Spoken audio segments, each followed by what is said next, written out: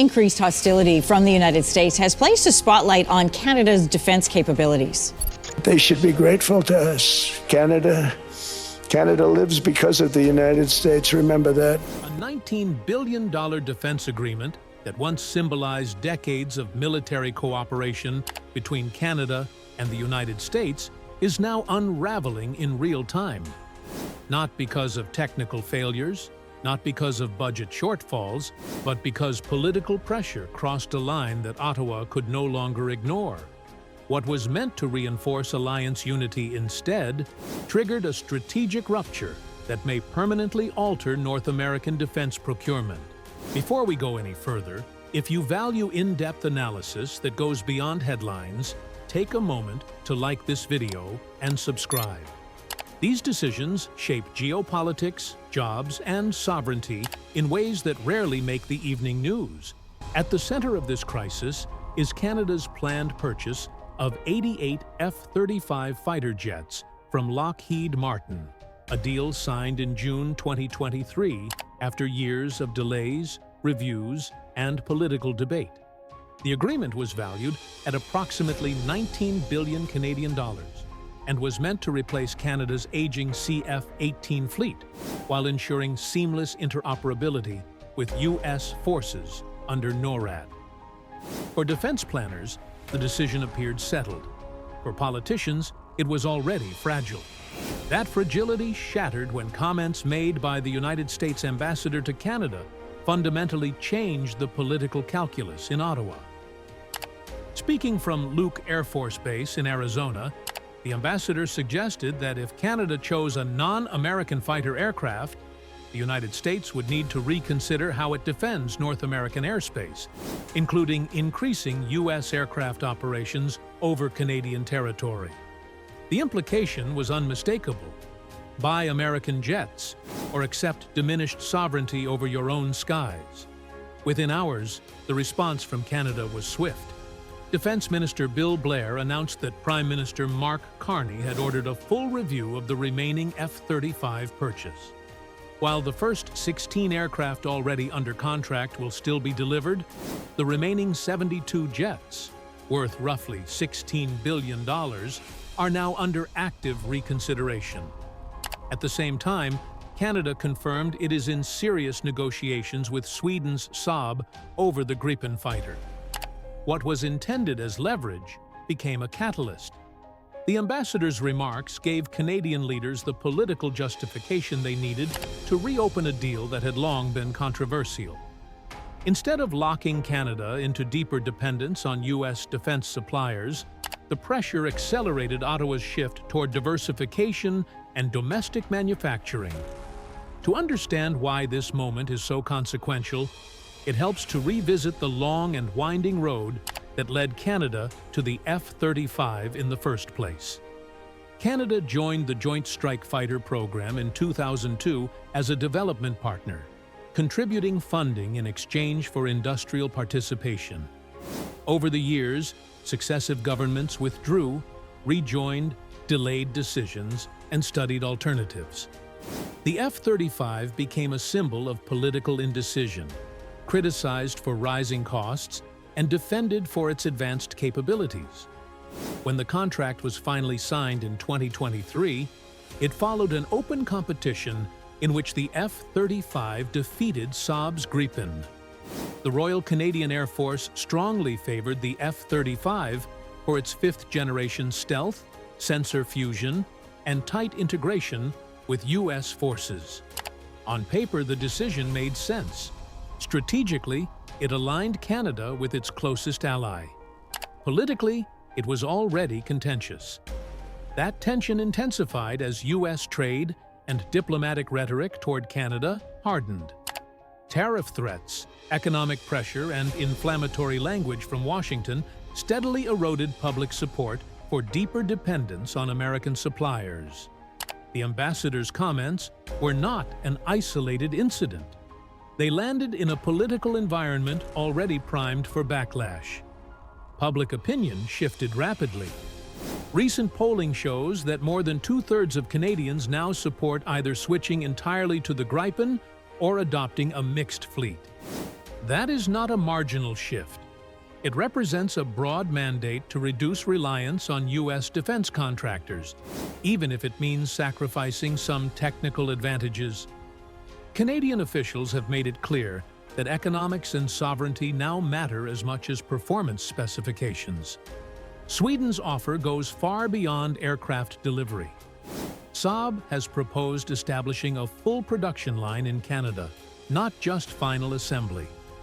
The package includes approximately 12,600 aerospace jobs, with thousands tied directly to Gripen manufacturing and additional employment linked to airborne early warning systems developed with Canadian partners. Crucially, Saab is offering full technology transfer. Canada would gain access to source code, control over upgrades, and domestic authority over maintenance and integration. Supply chains would be Canadian. Facilities would be Canadian. Long-term support would be handled by Canadian workers. This is not a purchase. It is an industrial transformation. It does not control the software. It depends entirely on U.S. approval for upgrades, spare parts, and operational changes. From a sovereignty perspective, that dependence has become politically untenable. For Saab, the incentive is obvious. The Gripen competes in a market increasingly dominated by the F-35. Securing a major NATO customer with domestic manufacturing would dramatically boost the aircraft's credibility and export potential. For Canada, the appeal lies in control, jobs, and strategic autonomy. Defense analysts continue to argue that the F-35 offers capabilities the Gripen cannot fully match. Stealth, deep strike integration, and sensor dominance remain key advantages. But Canadian politicians are now asking a different question. What is the value of superior capability if the supplier country openly threatens your sovereignty and trade security? This is where Washington's strategy appears to have backfired. Defense procurement is never purely military. It is industrial policy, employment strategy, and political signaling all at once. When U.S. officials apply pressure that resembles coercion, they undermine their own contractors' competitiveness. Prime Minister Carney campaigned on reducing Canada's economic dependence on the United States. That platform included diversifying trade, strengthening domestic manufacturing, and asserting greater sovereignty over critical industries. Canceling or scaling back the F-35 deal now aligns perfectly with those promises. Completing it would contradict them. The NORAD argument, often used to justify the F-35, has also come under scrutiny. Canada controls vast northern airspace that forms the first line of defense against threats approaching North America. Regardless of what aircraft Canada flies, U.S. defense depends on Canadian cooperation. Changing aircraft suppliers does not negate that reality. The suggestion that NORAD would be fundamentally compromised by a Gripen purchase has been widely dismissed by Canadian defense experts. In fact, many view the ambassador's comments as revealing the true stakes. The concern was not continental defense, it was corporate profit. The message was interpreted as an attempt to protect a U.S. contractor's market share, rather than address genuine security risks. The broader implications extend far beyond Canada. Other NATO allies are watching closely. Denmark has already expressed unease after U.S. threats related to Greenland. Portugal has signaled doubts about future F-35 commitments. If Canada walks away from its largest remaining order, the economic model underpinning the F-35 program weakens. Fewer buyers mean higher per-unit costs for everyone else. Lockheed Martin finds itself in an impossible position. The company cannot publicly challenge U.S. foreign policy without risking Pentagon contracts that account for the vast majority of its revenue. So it issues neutral statements about partnerships and shared values, while one of its largest export deals slips away. For Canada, the F-35 review fits into a much larger strategy.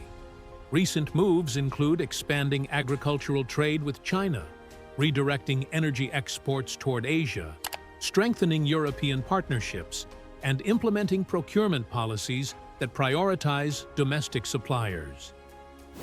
Defense is simply the most visible and politically charged arena where this shift is now playing out. The decision ahead is stark.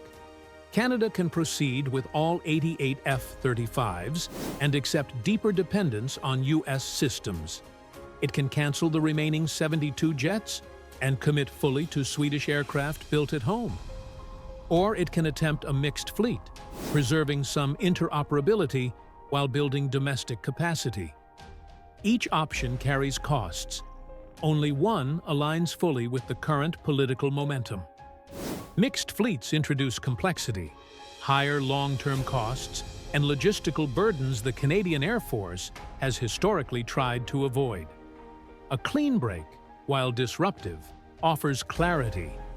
It allows Canada to redirect billions into domestic industry, lock in thousands of skilled jobs, and establish permanent aerospace capability.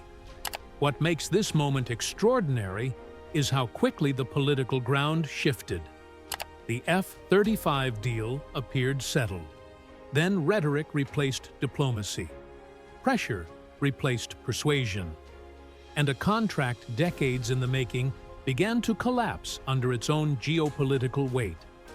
As deadlines approach for confirming future production slots, Ottawa's window to decide is narrowing.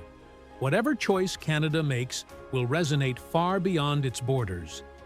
It will signal whether allied defense relationships are built on cooperation or compliance. If this story matters to you, like the video and subscribe, because what happens next will shape not just Canada's Air Force, but the future of defense partnerships across the Western Alliance.